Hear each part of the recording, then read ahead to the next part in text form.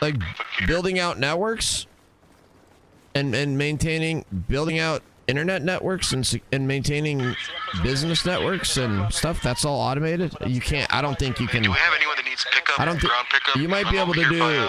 Some of it's probably been automated, but you can't build out internet networks and internet infrastructure. A supply truck coming up automated. Towards you're running past Igla, heading towards Vempel. Can you pick us up at Vempel and then take us to? Interesting. So interesting, Num. Yeah. So we're that's heading for. right to Vempel. I wonder if that's for more. We have a gun truck, a gun US, and a fucking supply truck for businesses, not necessarily for internet providers. Keep that off the radio, soldier. You're. We want them at full surprise. Yeah, it's for businesses. I think that makes sense. I think like businesses used to actually have their own networks, right? PM with the tier 1. Thank you, PM. Thank you so much, PM. Thank you so much, PM. Appreciate that. Yeah, no, I mean, I would assume businesses. Yeah, I mean, businesses where like businesses with multiple locations, right? Okay, hold on. I forgot to read your message, PM. Third election cycle since I started following back in 2015. Fight, fight, fight. Thank you, PM. Great message, too. Fantastic message, too. Thank you so much, PM. Fight, fight, fight is right. Let's go. Yeah, I'm assuming, like, businesses in multiple locations, like, they used to have their own networks. I mean, that would even be way before then. Even in, like, 2010... I think, like, for example, like, we had clients, like hospital clients, for example, with multiple locations. I think we, as, like, a small business and, like, a wireless internet wireless internet service providers still are primarily for rural areas where you don't have fiber and cable and stuff. So this whole concept of, like, wireless internet service providers that I'm talking about in these businesses and stuff, they really were a thing for, like, and they still are a thing. And there's still like there's a whole frickin' set of like hardware devices and all this stuff, but it's primarily for places that are out in the rural areas where you don't have fiber optics and you don't even have DSL for telephone cables. You don't even have telephone cables. You don't have TV cable. You don't have coax cable. You don't have anything, you know. So it's like, okay, we need wireless internet. And so that's what these companies, there was a bunch of companies in Montana that did wireless internet. But like for those companies, you're still going to have to build out, like you're going to have to physically go build a tower and go climb the tower. And I used to climb towers too. We'd have all these towers, big towers. And I'd go climb these big towers and go up there and there'd be these big, huge, massive, 5 gigahertz, multi-gigabit per second, like wireless backhauls that could go like, 20 miles or 50 miles or something like that. And I'd go up there and move them around a little bit and radio the guy down below. Is that good? Is that a better connection? Move it this way. Do whatever I was doing with it. Yeah, I know it was super cool, Num. That's why I'm talking about it, Num. That's why I like talking about it and telling you guys about it, because like it was really cool. And so yeah, it's like for businesses nowadays, like I would expect you to not like this to be a very unique, very unusual thing, because again, this is specific for places that need wireless internet service providers. But I'm assuming that you still have NOCs at some of your big internet providers. Nice. Finally, somebody just spawned in. I'll just hop in with this guy. What's up, bro? Can I hop in with you, bro? I think it would be sweet to work at like a big internet provider, like Verizon or one of the big cable providers or one of these new fiber providers. Like they still have to have routers. Internet service providers still have to have routers, and a lot of them still have Cisco routers and Juniper routers. And if you know how to, maybe I could be wrong.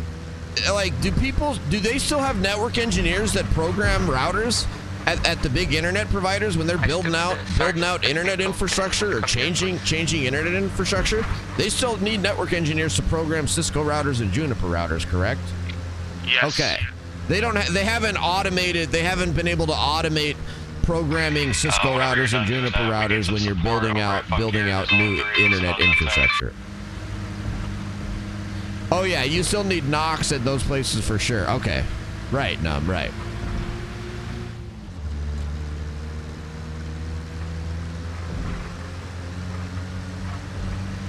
I agree with that, Deflux. Yeah. I agree with that, Deflux. I assume it is much more automated than it was in 2010. I'm assuming that much less staff is needed than 2010. It was so much fun, like working in the NOC, and I'd see like one of the nodes go red, and I'd jump into the router, I'd start a ping going, I'd start a persistent ping, you know, just boom boom, start pinging it to see when it come up, and I'd see stuff come up and come down on pings, and I'd get on the phone, I'd be, yeah, field engineer number 1, we've got a field engineer 1, we've got a node down at the corner of Gooch Hill Road and 19th. I'm gonna need to send you out there. What's your ETA to Gooch Hill and 19th Operations Center number 1? Oh, I can be there in 15 minutes. All right, well, call me in 15 minutes. 15 minutes later. Yeah, this is field engineer calling into the NOC. I'm here at the corner of Gooch Hill Operations or Network Center 1 or Tower 1 here at Gooch Hill, and I'm looking at that router that you're saying is down, and yeah, they had flipped the breaker in here, and actually our battery died. We've got a backup battery in here. That thing died. I replaced that. Backup battery is now replaced. All fixed here. I flipped the thing and I'm like, yep, it's back up. I'm logged in right now. I've got internet going out all these ports. You know, whatever it was, you know, whatever the issue was, that'd kind of be like how it went.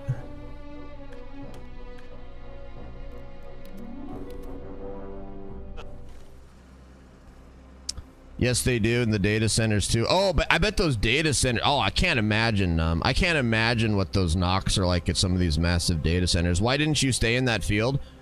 None, because I love politics. I loved politics. I loved history. I loved law. I love the Constitution. Bro, wait, please, bro. Do you mind if I join you?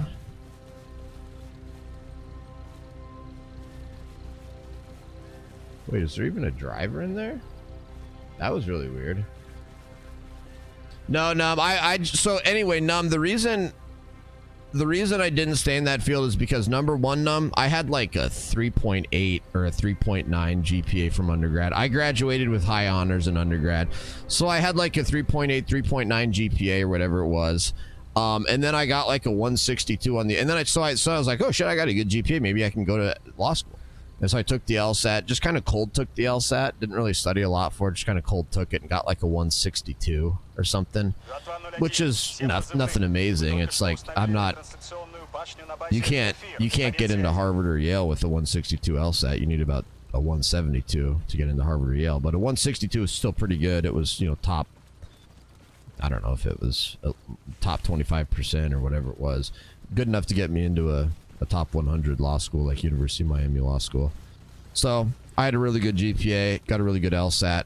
I was like, I want to kind of be more involved in politics and have a career in that as opposed to this IT field. Plus CCNA shit is hard, man. It was a fun career and stuff, but I don't know, man. CCNA is not necessarily not fun to learn, like, V4 IP addresses, V6 IP addresses. It's like, okay, this is sort of interesting and cool, but at some point it sort of just becomes like and then MAC addresses and blah blah. It's like, okay, whatever. I don't want to be like I understand these things, but like I don't want to be like a genius on it. it's a lot to learn. It's never ending. Right, Nam. It's like I learned, like, you know, you learn about IP addresses like kind of first thing, right? MAC addresses and everything else like that, and then it just starts to go and get more complicated and more complex from there. And I'm like, dude, this is insane. Like, to me, it just wasn't as interesting as like politics and law. Plus, I thought that I could make more money in the long run, I suppose, as a lawyer, even though probably not even true, especially when you take into account law school and student loans and like how much. I bet I could have made more as a career because, dude, once you get like CCNA certified, and then you start getting even more Cisco certifications, and you can get like hardcore engineering certifications from Cisco, a CCDP, or I can't remember what it was, but I remember the engineers that I was working under. And of course, I was like the baby NOCs, you know, I was like the baby NOC guy. So I was like the low man on the totem pole. I was 23, 24 years old, just graduated from college. It's like, yeah, I had worked at actually internet service providers in the past. I had spent, so prior to, and this was actually a bigger internet company that I was working for after college. In college, and frankly, kind of in high school, sort of like junior, senior year of high school, summer after high school, and then summers in college and stuff, I worked for another wireless internet provider where I started out just doing line of sight tests. And the line of sight test was literally I would go out to people's houses. I had a ladder that I drove around on the top of my car, and I would take this, and it was so funny. I had this car with like a ski rack on the top. It was a car with a ski rack on the top, and I put a ladder on there, and I would drive around to people's houses in the valley where I grew up, this huge valley. And we had like 5 or 6 towers, big, huge towers throughout the valley. And I'd been taught where they were. And I would go to people's houses, take the ladder off of the top of the ski rack put the ladder up against their house, climb up on the top of their roof, go up on the roof with binoculars and look all around from the top of the roof and from different pots on the roof and try to see which towers that I could see. Because for the type of wireless internet that we provided, it was like, was it 2.4 gigahertz or it was 5 or it was like 6.7 gigahertz. And like the higher gigahertz, the higher gigahertz wireless internet, especially when you're like 20 miles out, 30 miles out, like you have to have a direct line of sight. There can't be any trees in the way. There can't be another house in the way. Like you have to have a direct line of sight. And so I would go up and then I would report back to the office and I would say, hey, I'm at, 1212 Smith Lane. 1212 Smith Lane has a direct line of sight to Tower 3 and Tower 6. It's probably closer to Tower 6, but it does have a direct line of sight to Tower 3 and Tower 6. We have no line of sight to any other towers other than Tower 3 or Tower 6. And you're probably closer to Tower 6 here. And they'd write it down. Okay, good. We'll schedule an install on that one. Thank you. Next one. And then I'd report back. Okay, thanks. Meet the customer at the home. Say hi. Thanks. All right, I'm done here. The office will call you to tell you I think you've got line of sight. We're good. You're good on line of sight. Like I'll have the office call you and they'll schedule an install.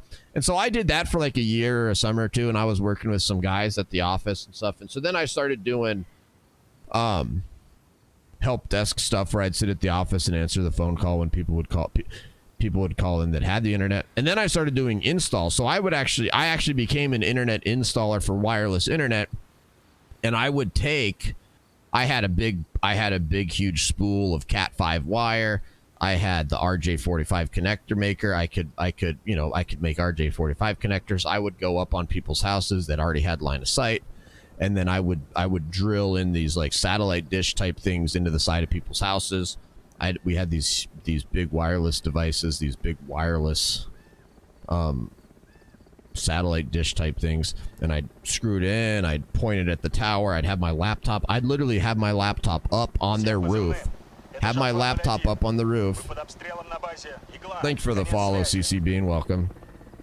I'd have my laptop up on the roof, connected to those wireless satellite dish thing, aiming it at the tower, pointing it at the tower that we had line of sight to, and like I would be on my laptop into the software. To 6N.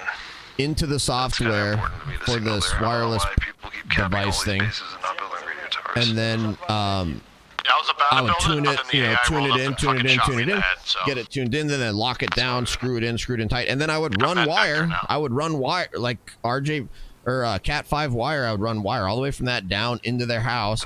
I'd drill a hole through the side of their house, run the wire into their house. You know, make an RJ45 connector on the end of it. You know, plug it into the power source and whatever it needed. Set them up with a Wi-Fi router. And they would have that would be their high-speed internet, and we offered I think like 512 kilobits, or we'd offer like 1 or 2 meg down, 1 or 2 meg, which was like really good for the time, really good for the time. And I'd run speed tests, and I'd run packet loss tests, and we'd run ping.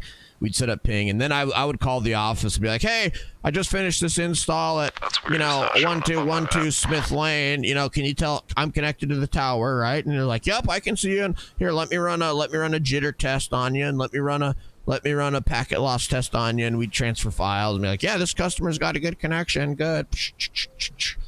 Sign them up for a monthly payment for high-speed wireless internet. And so I had done that. I had done like line of sight tests.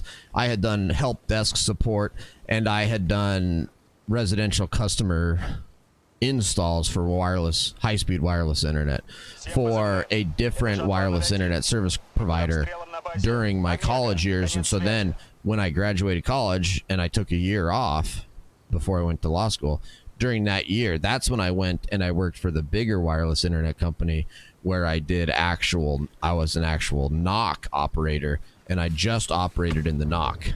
And that's kind of all I would go into work every day. I would sit down at the NOC, and I was on call too. That was the other thing that I had to do, was be on call.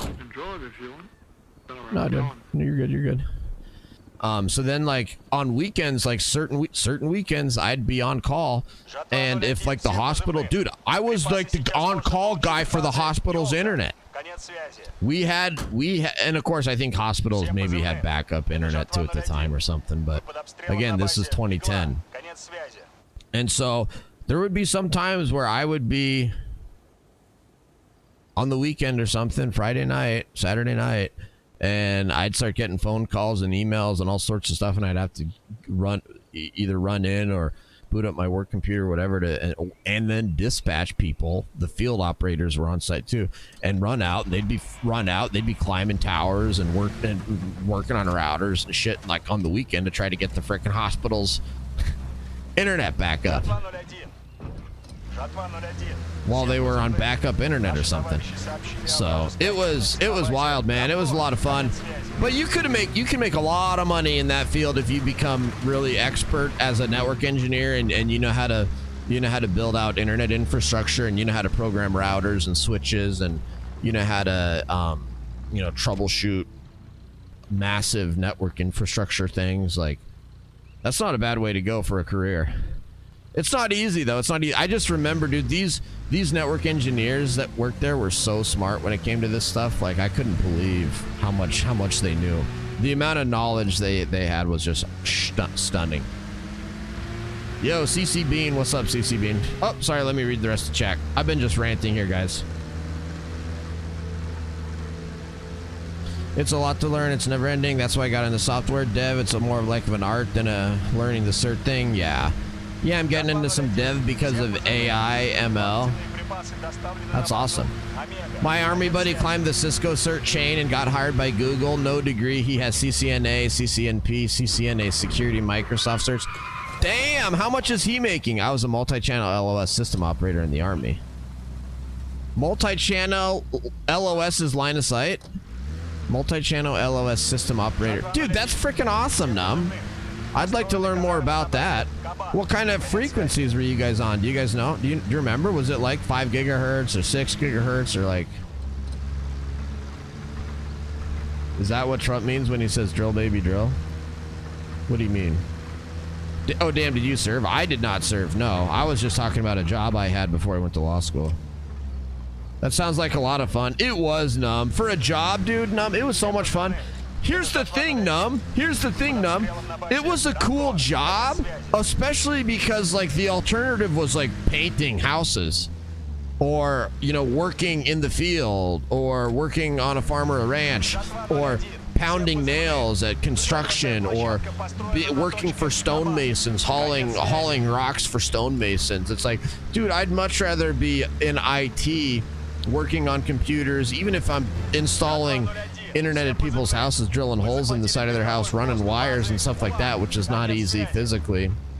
It certainly beats, you know, painting or construction work or farm and ranch work. They're still capturing it. Plus, it was all technical. It was all computer based. I loved it. And plus, I was working with a bunch of other young guys. I was working with a bunch of young guys. We were all interested in computers. We were all interested in tech. And like, it was fun as hell. You did all that and you threw it all away for a stinking law degree. Oh, I know, right? Yeah, they probably had a redundant internet circus. Yeah, I'm sure they did. 2010 was a tough time. You had the worst of all in the White House. Oh, I know. Yeah, that was the Obama years. That was the Obama years. My LOS shelter was on the back of a Humvee. We had UHF and VHF radios. Dude, that's awesome. Very cool.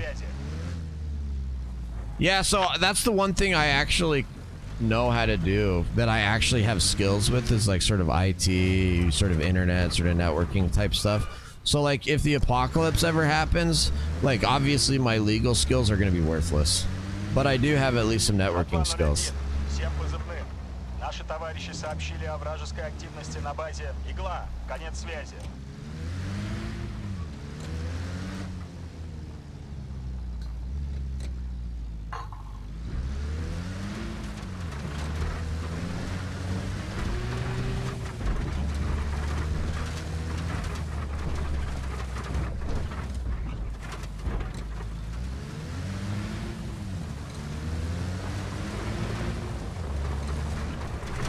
I always think about that, like, wow, if the apocalypse happens, like, what will I do?